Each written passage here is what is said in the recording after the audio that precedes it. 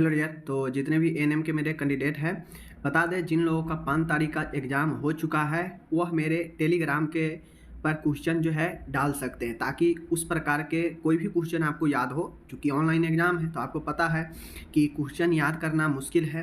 तो ऐसे में फिर भी जितना भी क्वेश्चन हो सके आप लोग हमारे टेलीग्राम चैनल पर जुड़ सकते हैं, और वहाँ पे आप अपने अपने क्वेश्चन को एक एक क्वेश्चन भी अगर हर एक स्टूडेंट मैसेज कीजिएगा तो उसको मैं सोल्व करा दूंगा, और आगे आने वाले एग्जाम में 11-12 को और सारे स्टूडेंट को भी फायदा होगा। समझ गए? तो डिस्क्रिप्शन में टेलीग्राम के लिंक दे देंगे, वहाँ से जाकर आप लोग जो है मैसेज कीजिएगा कि हमें ये क्वेश्चन आया, हमें ये क्वेश्चन आया, फिर हम उस टाइप से जो है आपको सारा चीज़ बता देंगे। ठीक है? बाकी जो लोगों का 5 तारीख को एग्ज़ाम हो चुका है उनको बेस्ट ऑफ लक। अब उनको अपना रिजल्ट का इंतज़ार करना है। बाकी मैं बता दूं कि ये 11 और 12 को जिन लोगों का एग्ज़ाम है, आपके पास अभी 5-6 दिन 4 दिन समय है, पढ़ लीजिए।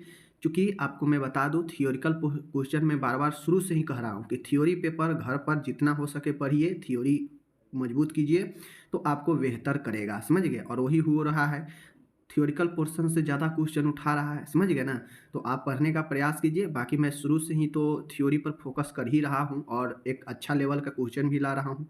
और बाकी जो 5 तारीख के जो एग्ज़ाम में अपना एग्ज़ाम दिए हैं उन लोग बताएं कि कैसे जो है क्वेश्चन आ रहा है और पढ़ाने से हेल्पफुल है या नहीं है। ठीक है? चलिए आज हम लोग जो है 72 नंबर का यह प्रश्न 72 नंबर का वीडियो शुरू कर रहे हैं। इससे पहले 71 तक वीडियो नहीं देखे तो जाकर जरूर देखना चाहिए। ठीक है? पहला प्रश्न है, कहता है टीकाकरण सेवाओं मतलब इम्यूनाइजेशन सर्विस में का मुख्य उद्देश्य क्या होता है। मतलब टीकाकरण सेवा का मुख्य उद्देश्य क्या होता है, क्यों टीकाकरण सेवा होता है। कम्युनिकेबल डिजीज की रोकथाम करना, बिल्कुल सही है, ये बात सही है। सभी नॉन कम्युनिकेबल डिजीज की रोकथाम करना, तो माय डियर ये जो है ये भी सही है। वैक्सीन प्रिवेंटर डिजीज की रोकथाम करना, समझ गए। वैक्सीन कहता है मुख्य उद्देश्य, मुख्य पूछ रहा है, देखिए यहाँ पे कम्युनिकेबल डिजीज की रोकथाम करना, ये भी सही है। समझ गए? ये तो आपका हो जाएगा क्या चीज़, गलत। समझ गए? कहता है वैक्सीन प्रिवेंटिव डिजीज की रोकथाम करना सबसे मुख्य पूछ रहा है। देखिए क्वेश्चन में यही थोड़ा लॉजिक लगाएगा। अगर ऑल ऑफ एबोव अगर नहीं दिया है तो फिर आपको सोचना पड़ेगा कि कोई ना कोई एक आंसर होगा, क्योंकि यह भी सही है। समझ गए ना? क्योंकि टीकाकरण जो होता है आपके जो भी संचारी रोग है उसको भी रोकता है, तो ये भी बात सही है। ठीक है ना? तो वैक्सीन प्रिवेंटिव डिजीज मतलब जो वैक्सीन से रोकथाम होने वाला रोग है उसके लिए टीकाकरण सेवा का मुख्य उद्देश्य है। ठीक है? व्यक्ति को पूरी तरह से डिजीज फ्री करना एक गलत चीज़ है। किसी भी टीकाकरण जो है ये नहीं करता है कि वह रोग से बिल्कुल फ्री कर देता है, ऐसा नहीं होता है। तो ऑप्शन सी जो है राइट है। ठीक है? दूसरे नंबर का क्वेश्चन है आपके सामने है, देख लीजिए। दूसरे नंबर का प्रश्न का यहाँ पे है, निम्न में से कौन सा हेल्थ डे 7 अप्रैल को सेलिब्रेट किया जाता है। ये भी आपको पढ़ा चुके हैं। 7 अप्रैल को विश्व स्वास्थ्य दिवस मनाया जाता है, पहले से पता है। तीसरा प्रश्न है आपके सामने जो आ रहा है, बहुत खास प्रश्न है, निम्न में से कौन सा कार्य या विकास ईयर 1982 में हुआ था। तो बताना है कि कौन सा काम जो है या कौन सा विकास जो है 1982 में हुआ था। तो my dear central council of health, ठीक है, सेंट्रल काउंसिल ऑफ हेल्थ का गठन, बोहर कमेटी का गठन, बालवाड़ी न्यूट्रिशन कार्यक्रम की शुरुआत, या गवर्नमेंट ऑफ इंडिया द्वारा राष्ट्रीय स्वास्थ्य नीति की घोषणा। तो माय डियर अभी जो न्यू स्वास्थ्य नीति चल रहा है वो 2017 चल रहा है, लेकिन 1982 में जो घोषित हुआ यह स्वास्थ्य नीति जो है गवर्नमेंट ऑफ इंडिया के द्वारा शुरू किया गया स्वास्थ्य नीति था, उस समय घोषणा किया गया 1982 में। ठीक है? चौथा है, कहता है निम्न में से कंट्रासेप्शन का परमानेंट साधन इनमें से कौन सा है। तो माय डी आपको पता है कि स्काल्प जो वैस्केटोमी होता है जिसमें पुरुषों में भास डिफरेंस को काट दिया जाता है, तो वह जो है आपके परमानेंट मेथड ए होगा। समझ गए? पांचवा प्रश्न है, कहता है निम्न संक्रामक बीमारियों में डैश के बारे में ट्रू सेंटेंस नहीं है। समझ गए? ट्रू सेंटेंस नहीं। अब देखिए इस प्रकार के कौन है कौन नहीं है हम क्यों ला रहे हैं, क्योंकि मान गए अगर पूछ रहा है कि इनमें से कौन संक्रामक बीमारियों के बारे में सही कथन नहीं है, तो कहीं ना कहीं 3 कथन सही होगा, एक कथन होगा जो आपका गलत होगा। तो 3 कथन जो सही होगा वह कम्युनिकेबल डिजीज के बारे में सही होगा। तो वह 3 तो आपको समझ में आएगा ना कि हाँ कम्युनिकेबल डिजीज के बारे में क्या क्या चीज़ें हो सकता है, तो वो 3 चीज़ें तो आप समझेंगे। ठीक है? तो ये सारा चीज़ होता है। ये डिजीज एक पर्सन से दूसरे पर्सन में स्प्रेड होता है, बिल्कुल। जो कम्युनिकेबल, जो संक्रामक, जो संचारित रोग होता है वो एक पर्सन से दूसरे में फैलता है, तो ये बातें सही है। लेकिन हमसे पूछ रहा है नहीं, कथन ट्रू सेंटेंस कौन नहीं है ये बताना है, तो ये तो हो गया ट्रू। कहता है रोग का पृथकीकरण इन डिजीज की रोकथाम का एक इम्पोर्टेंट उपाय है, बिल्कुल। पेशेंट को आइसोलेशन करना, चूँकि कोविड के समय देखते होइएगा आइसोलेशन वार्ड में रखा जाता था, समझ गए, पेशेंट को, तो यह भी एक उपाय सही है, समझ गए। कैंसर, डायबिटीज, उच्च रक्तचाप आदि इन डिजीज के कुछ समान एग्जाम्पल है। सी नंबर गलत है। कहता है कि कम्युनिकेबल डिजीज जो फैलने वाला होता है एक से दूसरे में, लेकिन कैंसर, डायबिटीज, उच्च रक्तचाप ये सब जो है एक से दूसरे रोगी में फैलता है, नहीं फैलता है, तो ये जो है आपका गलत हो जाएगा, समझ गए। और कैंसर, डायबिटीज, हाइपरटेंशन ये सब नॉन कम्युनिकेबल डिजीज में आता है, समझ गए। बाकी जो डी वाला है, कहता है क्षय रोग, डिप्थीरिया, कोलेरा, हैजा इन डिजीज के कुछ समान है, बिल्कुल। यह जो है आपका एग्जाम्पल है, आपके संचारी रोग का यह एग्जाम्पल है, सही है, क्योंकि यह फैलता है एक से दूसरे में, तो ये भी सही है। 3 नंबर आपका गलत है जो कि आपके सामने है, ठीक है। छठा प्रश्न है, कहता है निम्न में से वैक्सीन प्रिवेंटिव डिजीज कौन सा है। कहता है वैक्सीन प्रिवेंटिव डिजीज कौन सा है, मतलब कौन से रोग है इनमें से जिसको हम वैक्सीन से रोक सकते हैं। ट्यूबरक्लोसिस के लिए बिल्कुल सही है, डिप्थीरिया भी सही है, रोटा वायरस, डायरिया ये भी सही है, ऑल ऑफ द एबोव, यानी इनमें से सभी तीनों रोग है जिसको हम वैक्सीन से प्रिवेंट कर सकते हैं, रोकथाम कर सकते हैं, ठीक है। सातवां प्रश्न है, कहता है निम्न में से वैक्सीन प्रिवेंटिव डिजीज नहीं है, तो कहता है कौन नहीं है, मतलब 3 ऐसा होगा जो वैक्सीन से प्रिवेंट होगा, एक होगा जो नहीं होगा, तो measles, hepatitis B, hypertension, tetanus. तो आप लोग समझिए कि मीजल्स का भी टीका आता है, एमएमआर पता है आप लोग को, mumps, measles, rubella. Hepatitis B के लिए भी आता है, हेपेटाइटिस बी के लिए टीका आता है, ठीक है। हाइपरटेंशन उच्च रक्तचाप को कहते हैं और यह नॉन कम्युनिकेबल डिजीज है, इसके लिए कोई टीका नहीं होता है, समझ गए। जबकि टिटनेस के लिए आपको पता है डीपीटी का टीका दिया जाता है, समझ गए। तो ये जो है आपके हो गए ए और ए और ए हो गए आपके प्रिवेंटिव, और हाइपरटेंशन हो गया नहीं प्रिवेंटिव वैक्सीन से, समझ गए। आगे चलिए, इस प्रकार से समझिएगा तो प्रश्न आपके बनेंगे, नहीं समझिएगा प्रश्न नहीं बनेंगे। कहता है निम्न में से कौन सा health related development third 5 year plan के दौरान हुआ था, तो यहाँ पे समझिएगा। तो माय डियर, यहाँ पे 8वां नंबर का जो प्रश्न है आपके सामने, कहता है कि निम्न में से कौन सा health related development third year 5 year third मतलब तीसरे नंबर के प्लानिंग जो था, 5 ईयर प्लान योजना था, उसमें जो है हुआ, कौन सा विकास हुआ, ठीक है ना। हेल्थ से रिलेटेड कौन सा विकास जो है थर्ड नंबर के जो है 5 ईयर प्लान में हुआ, पंचवर्षीय योजना में हुआ, ठीक है। तो my dear, option number A है, मुलादियर कमेटी द्वारा अपनी प्रस्तुत की गई जो रिपोर्ट था वह आपके थर्ड नंबर के यानी तृतीय पंचवर्षीय योजना में मुलादियर कमेटी के द्वारा जो है अपनी प्रस्तुत रखी गई रिपोर्ट, और उसमें जो भी उन्होंने हेल्थ के लिए लिखा वह एक प्रकार से विकास था जो कि थर्ड ईयर 5 ईयर प्लान में आया। अब मैं आपको बता दूं, यहाँ पे आपसे एग्जाम में ये भी पूछा जा सकता है कि थर्ड 5 ईयर प्लान के में कौन से कमेटी का जो है अपना रिपोर्ट प्रस्तुत किया, तो मुलादियर कमेटी, ठीक है, इसको याद रखिएगा। ओके, आगे चलिए। 9वां नंबर का प्रश्न है, कहता है माय डियर कि निम्न में से कौन सी हेल्थ कमेटी मतलब स्वास्थ्य समिति जो है अन्य नाम health survey and planning committee है। ये क्वेश्चन बहुत बार रिपीट है, तो माय डियर पहले भी करा चुका हूँ कि कौन से हेल्थ कमेटी को जो है अन्य नाम health survey and planning committee है, समझ गए। Health survey and planning committee, एक है health survey and development committee, तो वो डेवलपमेंट कमेटी नहीं है, प्लानिंग कमेटी है, समझ गए। एक पूछेगा किस कमेटी को health survey and development committee कहते हैं, वो अलग है। और एक पूछता है यहाँ पे कि health survey and planning committee किसे कहते हैं, ठीक है। तो health survey and planning committee जो है मुलादियर कमेटी के अंतर्गत है, ठीक है, इसको याद रखिएगा। आगे है माय डियर, कहता है कि ग्रामीण स्वास्थ्य योजना यानी रूरल हेल्थ स्कीम, देखिए एक होता है rural health mission, national rural health mission जो 2005 में आया था, ठीक है।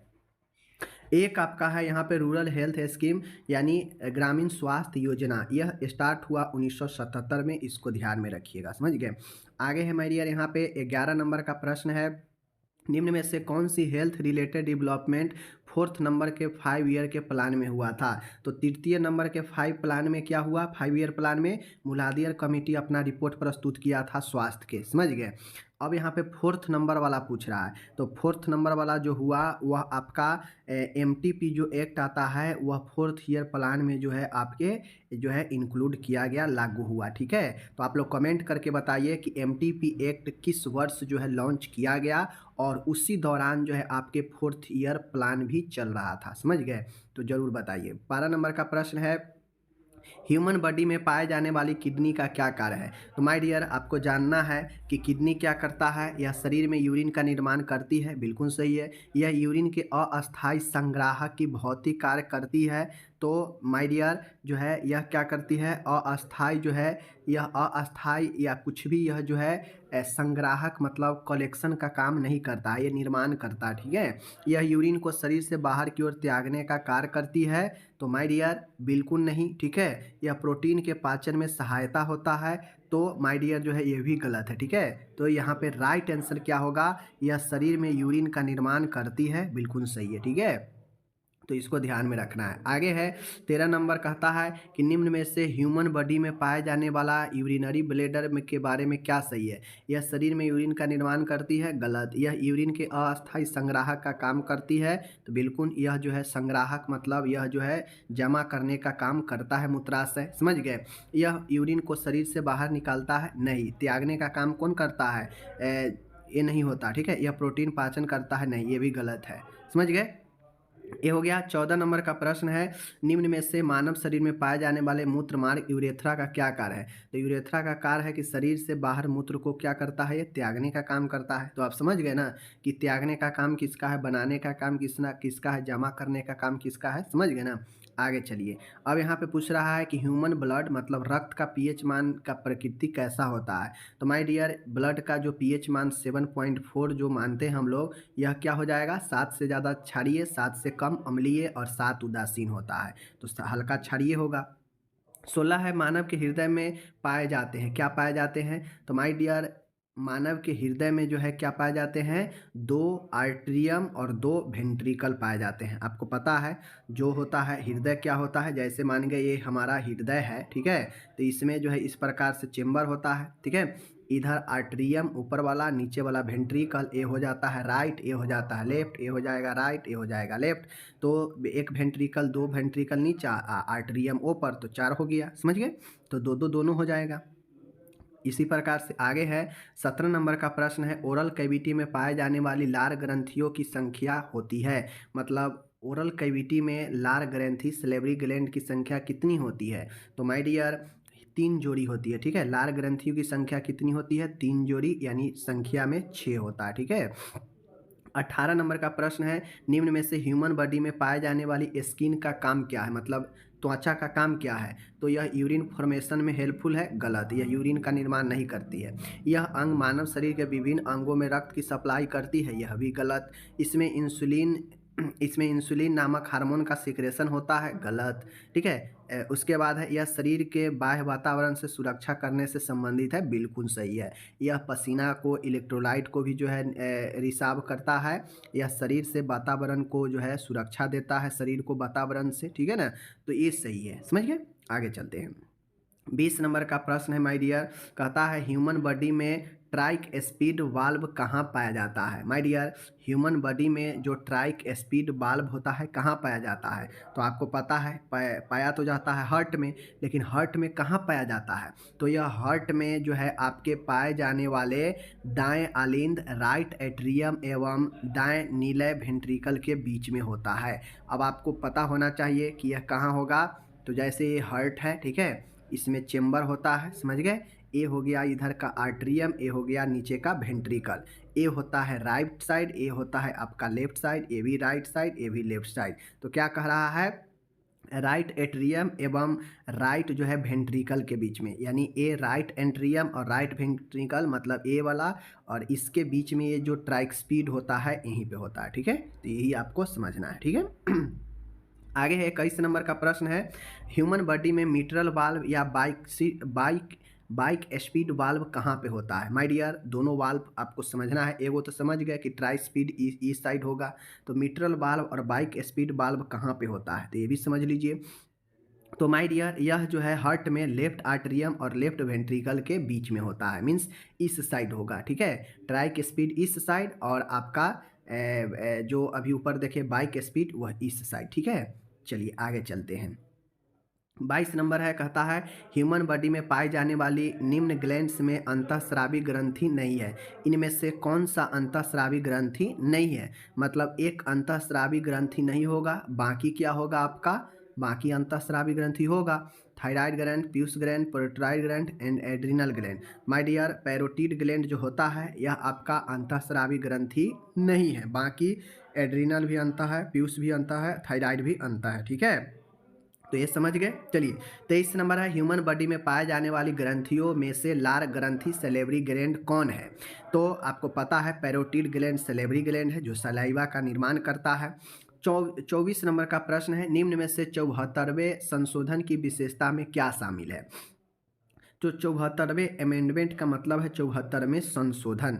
74वें संशोधन का मतलब होता है माय डियर कि इस अमेंडमेंट के द्वारा नगरीय प्रशासन, अर्बन एडमिनिस्ट्रेशन को संवैधानिक मान्यता दी गई। मतलब जो 74 नंबर का संविधान में जो संशोधन हुआ, अमेंडमेंट हुआ, उसमें जो शहरीय जो प्रशासन है नगरीय, उसको संवैधानिक यानी संविधान में मान्यता दिया गया, ठीक है। 25 है, निम्न में से प्राथमिक समूह के बारे में क्या कथन सही नहीं है? तो आपको फिर से मैं बता रहा हूँ, 3 होगा जो सही होगा, एक ही होगा जो सही नहीं होगा, क्योंकि नहीं वाला ही ना पूछ रहा है तो कोई एक ही आंसर होगा ना। तो यही चीज़ है, कौन सही नहीं है, चलिए देखते हैं। तो इस प्राइमरी ग्रुप यानी प्राथमिक समूह के बारे में क्या कथन सही नहीं है? इसमें इनफॉर्मल ग्रुप भी कहते हैं, ठीक है। इसे संबंध अव्यक्ति प्रकार के होते हैं। प्राइमरी ग्रुप में जो संबंध होता है वह व्यक्तित्व प्रकार का होता है, समझ गए। तो ए वाला गलत है, समझ गए। यहाँ पे अव्यक्तित्व प्रकार जो दिया है ये गलत है। यहाँ पे व्यक्तिगत एक दूसरे से लगाव होता है, लॉन्गेस्ट टर्म के रिलेशन पाए जाते हैं लंबे समय तक, इसे इनफॉर्मल ग्रुप भी कहते हैं। तो ये सब सही है, लेकिन इसमें मेंबर के मध्य घनिष्ठ संबंध पाए जाते हैं, लेकिन डी वाला जो है गलत है, ठीक है। इसमें अव्यक्ति संबंध जो है नहीं पाए जाते हैं। 26 है, निम्न में से द्वितीयक समूह के बारे में क्या सही है? तो यहाँ पे पूछ रहा है बाकी यहाँ पे क्या सही है, तो 3 होगा जो गलत होगा, 1 होगा जो सही होगा। तो कहता है कि द्वितीयक यानी सेकेंडरी ग्रुप के बारे में क्या कथन सत्य है? तो जो फर्स्ट वाला गलत हुआ था वही यहाँ पे सही हो जाएगा, क्योंकि फर्स्ट वाला का उल्टा होता है सेकेंड ग्रुप वाला, समझ गए। तो इनफॉर्मल ग्रुप जब प्राइमरी है तो सेकेंडरी होगा नहीं। अब ये प्राइमरी में घनिष्ठता होता है एक दूसरे के मेंबर के बीच में, लेकिन सेकेंडरी में ऐसा नहीं होता है, समझ गए। इस सेकेंडरी ग्रुप में जो भी रिश्ता बनता है, रिलेशन, वह कम समय के लिए रहता है, समझ गए। इसमें जो होता है अव्यक्ति प्रकार के रिलेशन होते हैं, व्यक्तिगत नहीं होते हैं, समझ गए। 27 नंबर का है, निम्न में से सब सेंटर के बारे में सत्य कथन क्या है, यानी उप केंद्र के बारे में कथन क्या सही है? माय डियर, उप केंद्र आप लोग को पता है क्या कथन सही है, तो 3 होगा जो आपके क्या होंगे, गलत होंगे, 1 ही होगा जो सही होगा। Sub centre option number D है, यहाँ पे कहता है से जो है ऑप्शन ए एवं सेंटेंस बी दोनों कथन सही है। मतलब यह रूरल एरिया में हेल्थ सर्विस के क्रियान्वयन से संबंधित है, मतलब यह गांव के क्षेत्र में है, बिल्कुल सही है। सब सेंटर उप केंद्र गांव के ही एरिया में होते हैं, वहाँ पे ही हेल्थ सर्विस देता है, बिल्कुल सही है। यहाँ हेल्थ सर्विस का क्रियान्वयन मुख्य रूप से एएनएम एवं मेल हेल्थ वर्कर द्वारा किया जाता है, बिल्कुल। मुख्य रूप से सब सेंटर पर 2 ही जो है आपके कार्यकर्ता होता है, एक एएनएम और एक आपका मेल हेल्थ वर्कर होता है, समझ गए। तो ये आपका एक और दोनों सही है, समझ गए। बाकी यहाँ स्पेशलाइज हेल्थ सर्विस प्रदान नहीं किया जाता है, एक गलत हो जाएगा। यहाँ पे कोई फिजिशियन, कोई सर्जन नहीं होता है, समझ गए। यहाँ पे आपको प्राथमिक प्रकार के उपचार दिया जाता है, समझ गए। तो ये आपका सी गलत है, बाकी 2 ऊपर का सही है, जिसको बता दिए, ठीक है।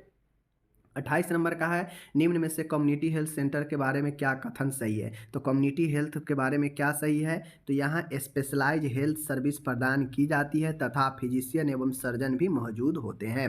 तो जो सब सेंटर पर गलत था वह यहाँ पे सही हो जाएगा, क्यों? क्योंकि जो कम्युनिटी हेल्थ सेंटर होता है यहाँ पे 25-30 बेड का अस्पताल भी रहता है, समझ गए। यहाँ पे सर्जरी भी होता है, यहाँ पे फिजिशियन भी रहते हैं, समझ गए। तो यहाँ पे स्पेशलाइज हेल्थ सर्विस प्रदान किया जाता है फिजिशियन सर्जन के साथ। 29 नंबर है रूबेला खसरा, समझ गए ना। एमआर वैक्सीन किस मार्ग से लगाया जाता है? तो मीजल्स रूबेला किस मार्ग से लगाते हैं? सबक्यूटेनियस मार्ग से लगाते हैं। एक क्वेश्चन में आप लोग कंफ्यूज मत होइएगा, समझ गए, क्योंकि किस मार्ग से लगाते हैं इसमें बहुत लोग कंफ्यूज हो जाते हैं। तो सबक्यूटेनियस मार्ग से मीजल्स रूबेला लगेगा। गर्भवती माताओं को दी जाने वाली टीटी का टीका जो है किस मार्ग से लगाया जाता है? तो आपको पहले से पता है, इंट्रामस्कुलर से लगाते हैं टीटी का टीका, समझ गए ना। 31 है, कहता है वैक्सीन बॉडी में क्या काम करता है? मतलब जो टीका होता है बॉडी में क्या काम करता है? तो यह डिजीज को बचाती है, ठीक है, यह शरीर को रोग से बचाता है, रोकथाम करता है, समझ गए ना। आगे है 32 नंबर, कहता है कि निम्न में से जीवित एंटी एटेन्यूड वैक्सीन के बारे में क्या सही वाक्य है? कहता है निम्न में से लाइव एटेन्यूएड वैक्सीन के बारे में क्या सही है? तो यह वैक्सीन जीवित जीवाणु या विषाणुओं से तैयार किया जाता है। यह वैक्सीन मृत सूक्ष्मजीवों से तैयार किया जाता है। ये वैक्सीन सूक्ष्मजीवों से विषैले पदार्थ को विषहीन कर बनाई जाती है। ये वैक्सीन एक से अधिक डिजीज से सुरक्षा प्रदान करती है। तो ऑप्शन यही सही है। लाइव एटेन्यूएट का मतलब ही होता है कि यह जीवित जो है जीवाणु विषाणुओं से तैयार किया जाता है, समझ गए ना। 33 नंबर का प्रश्न है निम्न में से मृत एटेन्यूएट वैक्सीन के बारे में क्या सही है? अब वहाँ पे एलाइव था, यहाँ पे डेड वाला है, ठीक है ना, यहाँ पे किलेड वाला है। तो ये वैक्सीन जो है आपके मृत जो है सूक्ष्म जीवों से तैयार किया जाता है, समझ गए। तो मृत है तो मृत सूक्ष्म जीवों से तैयार किया जाएगा। 34 है जीवित एटेन्यूएट वैक्सीन द्वारा उत्पन्न इम्यूनिटी मृत वैक्सीनों द्वारा उत्पन्न इम्यूनिटी की तुलना में क्या होता है? कहता है कि जो लाइव टीका होता है और जो एक एलाइव टीका होता है, एक किलेड टीका होता है, तो इन दोनों में सबसे इम्यूनिटी किसका बेहतर होगा? तो अधिक ड्यूरेशन की होती है। कहता है माय डियर कि जीवित एटेन्यूएट वैक्सीन द्वारा उत्पन्न इम्यूनिटी मृत वैक्सीन द्वारा उत्पन्न इम्यूनिटी की तुलना में अधिक ड्यूरेशन की होगा। मतलब जो जीवित वाला है, जो एलाइव मतलब जीवित टीका है, जो जीवित विषाणुओं जीवाणुओं से तैयार किया जाता है, उसका समय जो है ज़्यादा दिन तक टिकता है बॉडी में, समझ गए, और वह ज़्यादा दिन तक रोग से सुरक्षा देता है तुलनात्मक रूप से किलेड के, ठीक है। 35 है, कहता है निम्न में से 5 वर्ष के छोटे बच्चों में मृत्यु का प्रमुख कारण क्या होता है? तो 5 वर्ष से छोटे बच्चे में मृत्यु का प्रमुख कारण निमोनिया होता है, समझ गए, प्रमुख कारण निमोनिया होता है। 36 नंबर है विटामिन सी युक्त खाद्य पदार्थ आयरन के अवशोषण को क्या करता है? बढ़ा देता है। माय डियर, कहता है विटामिन सी जो होता है, विटामिन सी युक्त खाद्य पदार्थ लेने से आयरन के अब्जॉर्प्शन को बढ़ा देता है, समझ गए। तो ये चीज़ें आपको ध्यान में रखना है। 37 नंबर है, कहता है निम्न में से पोस्टनेटल पीरियड की जटिलता नहीं है। तो पोस्टनेटल का मतलब समझ रहे हैं कि जन्म के बाद की जटिलता इनमें से कौन सा नहीं है? तो एंटीपार्टुम हेमरेज। एंटीपार्टुम हेमरेज का मतलब होता है कि प्रसव से पहले का रक्तस्राव, ठीक है ना। 38 का मतलब है सूतिका अवस्था के दौरान इन्वर्टेड निपल्स का प्रबंध है। इन्वर्टेड निपल्स का प्रबंध का मतलब होता है कि निपल्स बाहर की ओर ना आता है, तो उसी को इन्वर्टेड निपल्स कहते हैं। चूँकि निपल्स का बाहर आना ज़रूरी है तभी तो बच्चा जो है स्तनपान कर पाएगा ना। तो बहुत महिलाओं को देखते होइएगा कि उसका स्तन से जो है निपल्स बाहर आता ही नहीं है, तो वो इन्वर्टेड निपल्स होता है। तो सूतिका अवस्था में इसका प्रबंध कैसे करते हैं? अंगुलियों को द्वारा निपल्स को बाहर की ओर खींचते हैं जिसका नहीं निकला रहता है। ब्रेस्ट का मालिश करना, डिस्पोजल सिरिंज के सक्शन एक्शन द्वारा निपल्स को बाहर की ओर खींचना, उपरोक्त सभी प्रक्रिया किया जा सकता है निपल्स को बाहर करने के लिए, ठीक है। तो आगे है सूतिका अवस्था के दौरान प्रत्यावर्तन को कम करने का क्लिनिकल लक्षण क्या है? तो कहता है उपरोक्त सभी। लोकिया के अधिक मात्रा में सिक्रेशन, ठीक है। गर्भधारण के कुछ उत्पादों का गर्भाशय में ही रह जाने के कारण ऐंठन युक्त दर्द का मौजूद होना, यूटेराइन हाइट का सूतिका अवस्था की अवधि की तुलना में अधिक होना, उपरोक्त सभी। तो माय डियर, सूतिका अवस्था के दौरान प्रत्यावर्तन के कम करने का क्लिनिकल लक्षण जो है आपके सभी है, ठीक है ना। आगे है 40 है, कहता है माय डियर यहाँ पे कि समान प्रसव की स्थिति में नवजात को ब्रेस्ट फीडिंग प्रसव के कितने समय बाद जो है प्रारंभ कर देनी चाहिए? समान प्रसव की स्थिति में एक बच्चा जन्म लेता है तो कितने देर के बाद जो है उसे स्तनपान जो है कराना चाहिए प्रसव के? तो आधे से 1 घंटा के अंदर जो है बच्चे को स्तनपान करा देना चाहिए, ठीक है।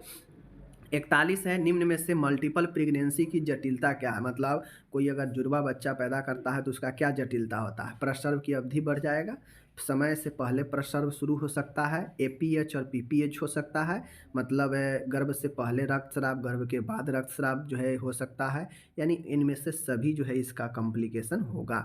42 नंबर का है यहाँ पे प्रश्न, प्राइमरी पोस्टपार्टम हेमरेज मतलब प्राथमिक जो आपके जन्म के प्रसर्व के बाद जो हेमरेज रक्तस्राव होता है उसके बारे में क्या कथन सही है। चाइल्ड बर्थ के बाद प्रथम 24 घंटे के दौरान एबनॉर्मल ब्लीडिंग होना यानी असमान रक्तस्राव होना, ठीक है। तो और उसके बाद है चाइल्ड बर्थ के 24 घंटे के बाद से लेकर सूतिका अवस्था की समाप्ति तक की अवधि के दौरान होने वाले एबनॉर्मल ब्लीडिंग। तो आपको पता है कि प्राइमरी पोस्टपार्टम जो है जन्म के 24 घंटे के अंदर तक जो समय होता है वो प्राइमरी पोस्टपार्टम होता है, ठीक है। लेकिन जैसे और रही बात सूतिका अवस्था की तो वह 4 से 6 सप्ताह हो जाता है आपका। बच्चा जन्म जैसे आज लिया तो आज से लेकर 4 से 6 सप्ताह तक जो समय होगा वह आपका होता है सूतिका अवस्था का। तो ये तो प्राइमरी होगा नहीं, प्राइमरी 24 घंटा का ही समय होता है प्रसर्व से। तो आपका ऑप्शन नंबर जो है पहला ही सही होगा। 24 घंटे के दौरान एबनॉर्मल ब्लीडिंग होता है जो कि एक प्राइमरी टाइप का है, कोई ज़्यादा समस्या वाला नहीं होता है। आगे है सेकेंडरी पोस्टपार्टम हेमरेज से आप क्या समझते हैं। तो सेकेंडरी से क्या समझते हैं, तो सेकेंडरी का मतलब अब होता है कि प्रथम 24 घंटे के अंदर अगर जन्म के ब्लीडिंग हो रहा है तो प्राइमरी हो जाएगा, प्राइमरी है पोस्टपार्टम हेमरेज। लेकिन अगर यही 24 घंटे के बाद अगर ब्लीडिंग होता है तो वह सेकेंडरी टाइप में आ जाएगा, सेकेंडरी पोस्टपार्टम हेमरेज में आ जाता है, ठीक है। सेकेंडरी पोस्टपार्टम हेमरेज में आ जाता है और वह 24 घंटे के बाद से लेकर सूतिका अवस्था के समाप्ति तक की अवधि तक अगर ब्लीडिंग होता है तो वह सेकेंडरी पोस्टपार्टम में आता है, ठीक है। निम्न में से पोस्टपार्टम हेमरेज का सबसे प्रमुख कारण क्या है। पोस्टपार्टम हेमरेज का सबसे प्रमुख कारण जो होता है वह गर्भाशय पेशियों की शक्तिहीनता, मतलब जो यूट्रस है उसमें जो मसल्स है उसमें जो शक्ति होता है वह कम हो जाता है जिसके कारण ब्लीडिंग ज़्यादा होता है। 45 है, निम्न में से प्री टर्म लेबर के कारणों में क्या सही है। मतलब प्री टर्म का मतलब होता है समय से पहले जो है प्रसव होना, इनके कारणों में क्या सही है। तो गर्भस्थ शिशु में जन्मजात विकृतियां की मौजूदगी, मतलब बच्चा में कोई जन्मजात रोग हो सकता है। बहुगर्भस्था, मल्टीपल प्रेगनेंसी, प्लेसेंटा प्रीविया अथवा एब्रॉप्सिया प्लेसेंटा की उपस्थिति, उपरोक्त सभी। तो प्री टर्म लेबर का कहीं ना कहीं कुछ ना कुछ कारण होगा, और कारण होगा अगर उपरोक्त सभी है तो सभी ही मारिएगा क्योंकि उनमें कारण जो होगा सभी समस्या हो सकता है, ठीक है। 46 नंबर का प्रश्न है, समानतः प्लेसेंटा चाइल्ड बर्थ के कितने समय बाद बाहर आ जाती है। मतलब जन्म के कितने देर के बाद जो है प्लेसेंटा बाहर आ जाती है। प्लेसेंटा किस स्टेज में आता है, तृतीय स्टेज में आता है लेबर का, ठीक है। और कितने समय में, तो माय डियर आपको पता होना चाहिए लगभग 10 से 20 मिनट के अंदर आ जाता है। नॉर्मली 30 मिनट के अंदर जो है प्लेसेंटा आपके आ जाते हैं, लेकिन ऑप्शन में 10 से 20 है तो 10 से 20 हमारा आंसर होगा, ठीक है। 47 नंबर का प्रश्न है यहाँ पे, अवरोधित प्रसर्व से आप क्या समझते हैं। मतलब ऑब्स्ट्रक्टिव लेबर से क्या समझते हैं। अवरोधित मतलब रुका हुआ प्रसर्व, ठीक है। तो जब एडुक्वेंट यूट्रीन कंट्रैक्शन के बावजूद भी फीटस के गर्भ प्रस्तुति अंग में नीचे की ओर कोई प्रगति नहीं होता है। रुका हुआ प्रसर्व का मतलब होता है कि यूटेराइन कंट्रैक्शन हो रहा है फिर भी बच्चा जो है गर्भ प्रस्तुति में नहीं आ रहा है और बच्चा जो है लेबर नहीं हो रहा है, तो वही जो है आपका अवरोधित प्रसव कहलाता है। और इसका होने का बहुतों सारे कारण हो सकते हैं जिसके कारण जो है बच्चा जन्म नहीं ले पा रहा हो, समझ गए। हो सकता है बच्चा बहुत ज़्यादा जो है आपका विकास कर गया हो, बच्चा बहुत ज़्यादा जो है पोस्ट टर्म में हो, मतलब समय के बहुत बाद हो रहा हो, समझ गए। तो ये बहुतों कारण हो सकता है, समझ गए ना। हो सकता है पेल्विक ब्रीम जो होता है वह आपका असमान हो औरों की तुलना में, तो इससे जो है अवरोध होता है प्रसर्व में, ठीक है। तो अवरोधित का मतलब होता ही है कि रुका हुआ, प्रसर्व में देरी होना, प्रसर्व का रुका होना ही अवरोधित प्रसर्व कहलाता है, ठीक है। तो इस प्रकार से मैंने आज आपको 47 प्रश्न करवाया, बिल्कुल थ्योरी बेस्ड पेपर मैंने आपको करवाया। तो आप लोग को कैसा लगता है इस प्रकार के कॉन्सेप्ट वाला क्वेश्चन ज़रूर बताइए। अगर आप लोग सपोर्ट कीजिएगा, कहिएगा, तो मैं बिल्कुल 30-40 ही क्वेश्चन लाऊं, लेकिन इसी प्रकार के क्वेश्चन लाकर आपका कॉन्सेप्ट जो है क्लियर करेंगे, क्योंकि एग्जाम में कॉन्सेप्ट ही काम में आ रहा है। 5 तारीख के डेट में बहुत सारे लोगों ने बताया कि ज़्यादातर थ्योरी टाइप्स क्वेश्चन आ रहे हैं। तो बिल्कुल मैं यही चाहता हूं कि आप लोग सीखिए, पढ़िए, घर पर थ्योरी पेपर मजबूत कीजिए। खासकर वैक्सीन वाला ज़रूर पढ़िए, ठीक है? कि कितने टेम्परेचर पे स्टोर करते हैं, ठीक है ना? कौन से समय पर कौन से मार्ग से देते हैं, समझ गए ना? वैक्सीन वाला ज़रूर अच्छे से पढ़िए, कम्युनिटी हेल्थ का थोड़ा-सा अच्छे से ज़रूर कमांड कर लीजिए। तो ये सारे चीज़ जो है आपके उपयोगी हैं। बाकी चलिए मिलते हैं, आपका जैसा होगा करेंगे। मिलते हैं अगले वीडियो में, ख़्याल रखिएगा। धन्यवाद।